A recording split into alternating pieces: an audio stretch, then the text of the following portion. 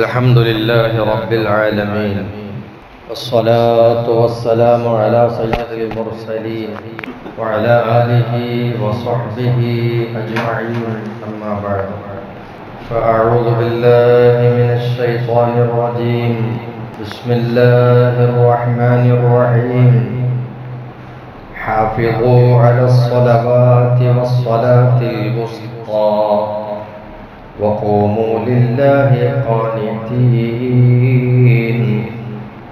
صدق الله العظيم. وقال النبي صلى الله عليه وسلم لن يلج النار أحد صلى قبل طلوع الشمس وقبل غروبها يعني الفجر والعصر. ബഹുമാനമുള്ള മുഅ്മിനീങ്ങളെ, അല്ലാഹു നമുക്കെല്ലാവർക്കും ഖൈറ് ബർക്കത്തുകൾ ധാരാളമായി നൽകട്ടെ. നമ്മളിലും നമ്മുടെ മക്കൾ കുടുംബങ്ങളിലും എല്ലാം ഐശ്വര്യം അല്ലാഹു പ്രദാനം ചെയ്യട്ടെ. ഒരു മുസ്ലിമിൻ്റെ വിശ്വാസ ജീവിതത്തിലെ എപ്പോഴും തിളക്കമുള്ളൊരു കർമ്മമായി കാണുന്നതാണ് നിസ്കാരം എന്ന് പറയുന്നത്. അതേക്കുറിച്ച് അബ്ദുല്ലാഹിൽ ഹദ്ദാദ് തങ്ങൾ തരുന്നൊരു ഉപദേശം, മോനെ സമയത്ത് നിസ്കരിക്കണം, അത് പിന്നേക്ക് മാറ്റി വെക്കരുത്. ഖളായി പോകുന്നൊരവസ്ഥ ഉണ്ടാവരുത്. തീരെ നിസ്കാരം ഒഴിവാക്കുക എന്ന് പറഞ്ഞത് അത് വളരെ ഗുരുതരാണ്. നിസ്കരിക്കുന്നത് തന്നെ അത് സമയത്ത് തന്നെ നിസ്കരിക്കണം, അതിൻ്റെ ഗൗരവം തിരിച്ചറിയണം എന്ന് പറഞ്ഞ് വളരെ പ്രധാനപ്പെട്ടൊരു പോയിന്റ് നമുക്ക് പറഞ്ഞുതരാം. നിസ്കാരത്തിൻ്റെ കാര്യം മറ്റേത് വിഷയം പോലെയും അല്ല. ബുദ്ധി നിലനിൽക്കുന്ന കാലത്തോളം നിർവഹിക്കൽ നിർബന്ധമുള്ള ഒരു ആരാധനയാണ് നിസ്കാരം. തടി കൊണ്ട് കഴിയുന്നില്ല, പക്ഷെ നമുക്ക് ബുദ്ധിയുണ്ട്, ഓർമ്മയുണ്ട്, ഓർമ്മശക്തിയുണ്ട്. എന്നാൽ നിസ്കരിച്ചോളണം. അപ്പം എങ്ങനെ നിസ്കരിക്കാം? തടി കൊണ്ട് തീരെ വയ്യ, അനങ്ങാൻ കഴിയുന്നില്ല, കിടന്നിടത്തിലാണ്, മയ്യത്ത് കിടക്കുമ്പോൾ തന്നെയാണല്ലോ, പക്ഷെ ഓർമ്മശക്തിയുണ്ട്. എന്നാൽ പോലും നിസ്കരിക്കണം, നിസ്കാരം ഒഴിവാകില്ല. ബുദ്ധിയുള്ള കാലത്തോളം നിർവഹിക്കൽ നിർബന്ധമുള്ളൊരു കർമ്മമാണ് നിസ്കാരം. അതിന് രോഗം ബാധകമല്ല, ശാരീരികമായ അശക്തത ബാധകമല്ല. അതൊന്നും ശറഅ അനുവദിച്ച കാരണങ്ങളെയല്ല നിസ്കരിക്കാണ്ടിരിക്കാൻ. നിസ്കരിച്ചേ മതിയാവും. അപ്പോൾ ഒളു എടുക്കാൻ കഴിയുന്നില്ല, ഒളു എടുപ്പിക്കണം വേറൊരാളെ കൊണ്ട്. അതിനും കഴിയുന്നില്ല, കിടന്ന കർത്തത്തിൽ ആരും സഹായിക്കാനില്ല, എന്നാൽ ഒളു ഇല്ലാതെ നിസ്കരിക്കണം. അതിന് റുക്കൂ സുജൂദൊന്നും ചെയ്യാൻ കഴിയുന്നില്ല, വേണ്ട, നിന്റെ കണ്ണുകൊണ്ട് ആംഗ്യം കാണിച്ചുകൊണ്ട് നിസ്കരിക്കാം. റുക്കൂ സുജൂദിന്റെ സമയത്ത് കണ്ണുകൊണ്ടുള്ള ആംഗ്യം കാണിക്കാം, ബാക്കിയുള്ളതൊക്കെ ചൊല്ലിക്കൊണ്ടിരിക്കാം, വായു കൊണ്ട് ചൊല്ലിക്കൊണ്ടിരിക്കാം. അങ്ങനെ, അതായത് എങ്ങനെയാണോ നിസ്കരിക്കാൻ കഴിയുന്നത് അങ്ങനെ നിസ്കരിച്ചിരിക്കണം എന്നാണ്. പക്ഷെ ഈ അവസ്ഥയിൽ, ഈ ഒരു നിയമത്തിൽ ഗുരുതരമായ വീഴ്ചയാണ് മുസ്ലിം സമൂഹത്തിന്റെ ഭാഗത്തു നിന്നുണ്ടാകുന്നത്. ചെറിയ എന്തെങ്കിലും കാരണമാണ് പിന്നെ നിസ്കരിക്കാം.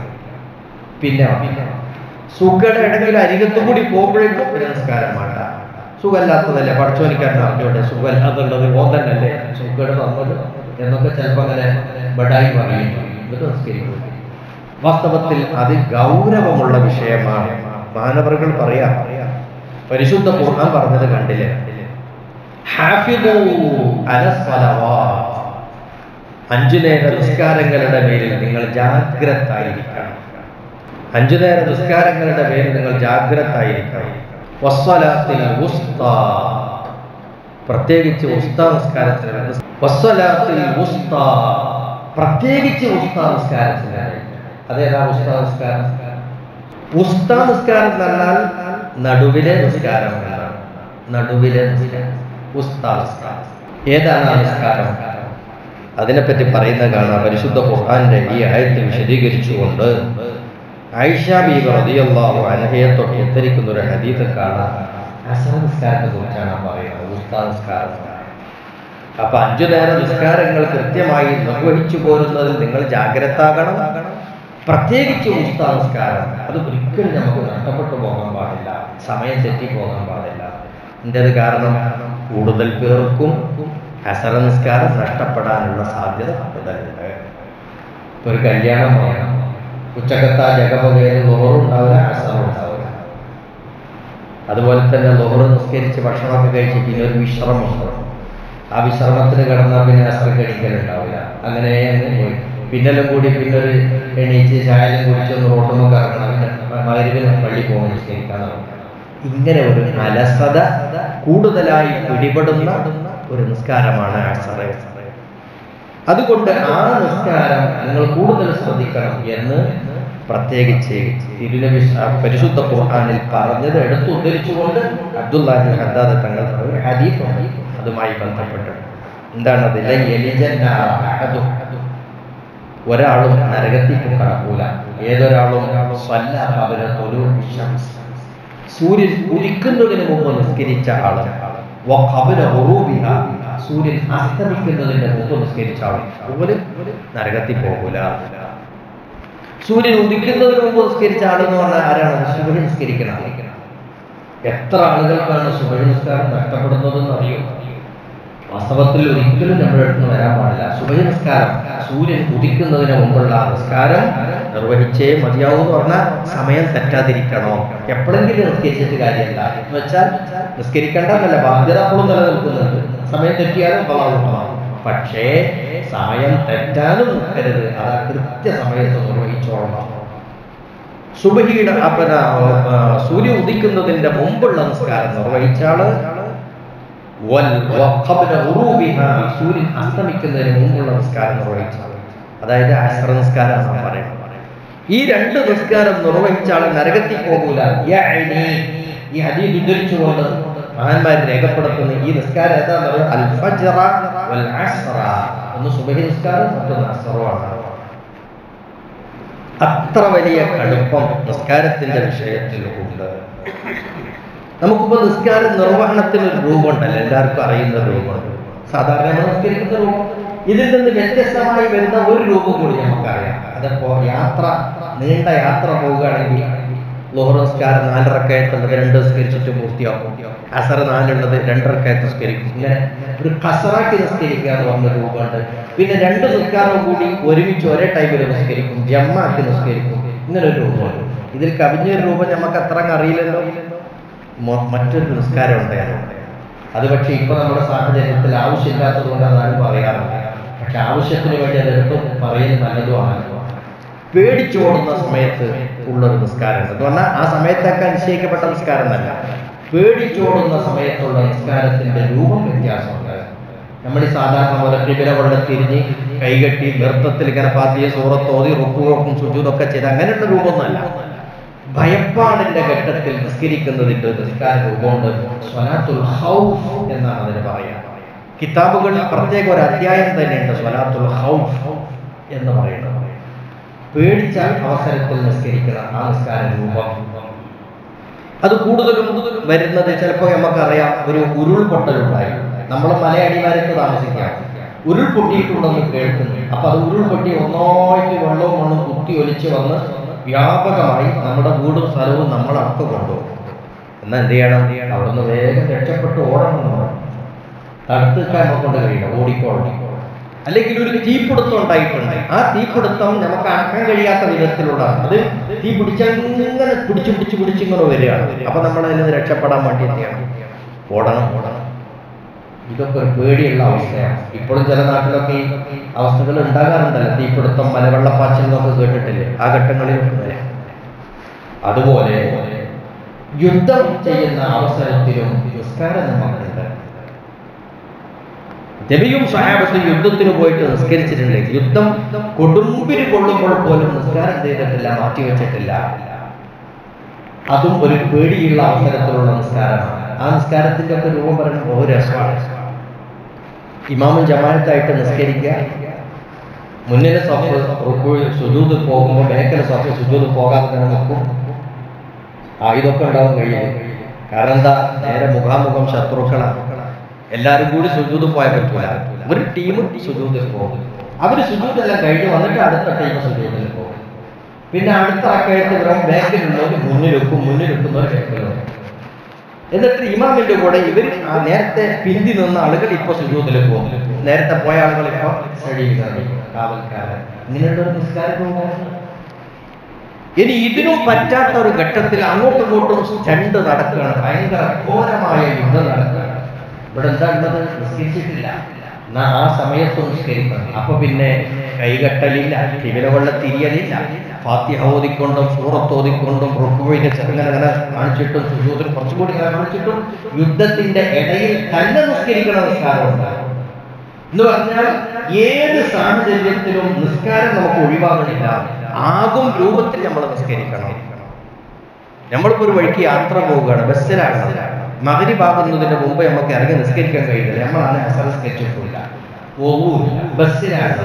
നമുക്ക് അത് പിന്നെ നിസ്കരിക്കാം, കുറച്ചുകൂടി അറിയാലോ ഞാൻ KSRTC-യിലുള്ളത് എന്ന് പറഞ്ഞിട്ട് കാര്യമുണ്ടോ? ഇല്ല. ആ സമയത്ത് ഇരുന്ന ഇരിപ്പിൽ ഒന്നും വേണ്ട. നമ്മളാ നിസ്കാരം നിർബന്ധമാണെന്നുള്ള നിയമത്തെ വഴിപ്പെട്ടുകൊണ്ട് ആകും വിധത്തിൽ അപ്പം അങ്ങോട്ട് നിസ്കരിക്കണം. പൊതു വേണ്ട. ആ ഇരുന്ന ഇരിപ്പിൽ ബസ്സിൽ ഇരുന്നിട്ടുള്ള സീറ്റിൽ ഇരുന്നിട്ട് പോലെ നിസ്കരിച്ച് നമ്മളെന്താക്കണം, ആ സമയത്ത് നിർവഹിച്ച് കഴിയും. പിന്നെ വന്നതിന് ശേഷം നിസ്കാരം മടക്കുകയും പറയും. ഇതാണ് ഇസ്ലാമിന്റെ നിയമം. എന്നാലും നമുക്ക് ആ സമയത്തുള്ള നിസ്കാരം നഷ്ടപ്പെട്ട് ഖളാ ആയെന്ന് പറയാൻ പാടില്ല. ഇതിനെപ്പറ്റി ഒരു ചരിത്രം പറയുന്നത് ഇങ്ങനെ പരിശുദ്ധ ഖുർആനിൽ നിസ്കാരം ഈ പേടിച്ചോടുന്ന സമയത്തുള്ള നിസ്കാരത്തെ കുറിച്ച്, യുദ്ധ സമയത്തുള്ള നിസ്കാരത്തെ കുറിച്ച് ആയത്ത് അവതീർണമായിട്ടുണ്ട്. ഇത് ഇറങ്ങാനുള്ള കാരണം എന്താ അറിയും? ഒരു യുദ്ധാവസരത്തിൽ പണിത് ആയത്ത് ഇറങ്ങുന്നത്. ഇന്നൽ മുസ്ലിമീന കാനൂ മഅ റസൂലില്ലാഹി ഫീ ബഅദിൽ ഗസവാ. നബിയും സഹാബത്തും ഒരു യുദ്ധം നയിച്ചുകൊണ്ടിരിക്കുകയാണ്. നബി തങ്ങൾ അവർക്ക് ഇമാമായി ളുഹർ നിസ്കാരം സാധാരണ രൂപത്തിൽ തന്നെ നിസ്കരിച്ചു. ശത്രുക്കൾ ഇവരുടെ അടുത്ത് തന്നെ ഇവരെ കണ്ടുകൊണ്ടുണ്ടായിരുന്നു. അള്ളാഹുവിന്റെ ദൂതരും സഹാബത്തും ളുഹർ നിസ്കാരം കഴിഞ്ഞപ്പോ ചില അവിശ്വാസികൾ അപ്പുറത്തുനിന്ന് പറഞ്ഞു,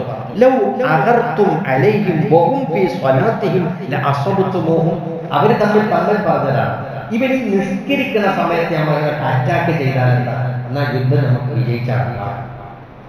ഒരു നിസ്കരിക്കുന്ന സമയത്ത് നമ്മൾ അറ്റാക്ക് ചെയ്യാം, അപ്പൊ നമുക്ക് അവരെ നശിപ്പിക്കാൻ കഴിയുമല്ലോ എന്ന് മുശ്രിക്കുകൾ അടക്കം പറഞ്ഞു.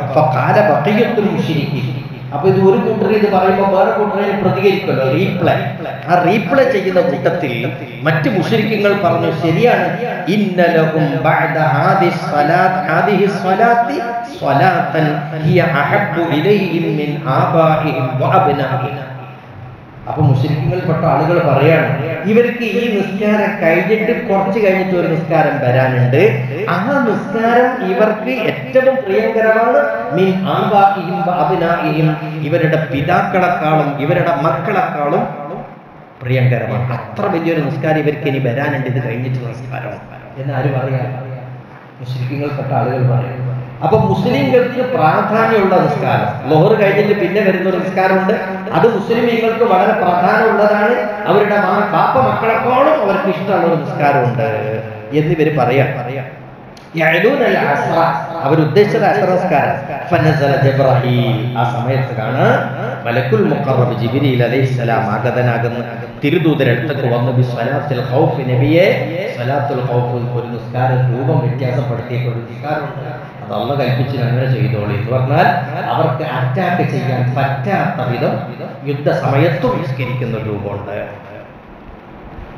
അപ്പൊ നമുക്ക് മനസ്സിലാക്കേണ്ടത് മഹാനവറുകൾ പറയാണ്, ഈ ചരിത്രം വെച്ചിട്ട് പറയാണ്, ബഹുമാനപ്പെട്ട അബ്ദുല്ലാഹി ഹദ്ദാദ് തങ്ങൾ, നിങ്ങൾ ആലോചിച്ച് നോക്കി, ഈ അസ്ർ നിസ്കാരത്തിന്റെ ബഹുമാനം, മഹിമ അത് ശത്രുക്കൾക്ക് പോലും, അതായത് അമുസ്ലിമീങ്ങൾക്ക് പോലും അറിയാമായിരുന്നു.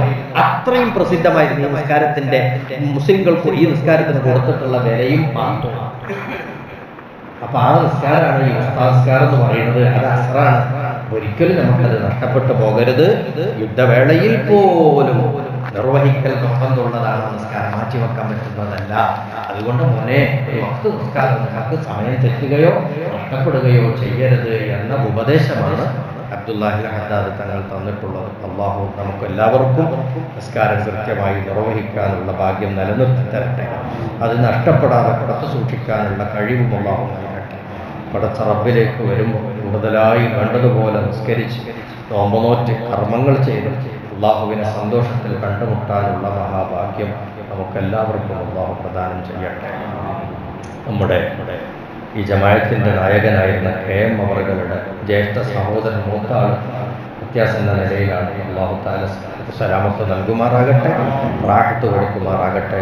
വആഖിറു ദഅവാനാ അൽഹംദുലില്ലാഹി. لله رب العالمين.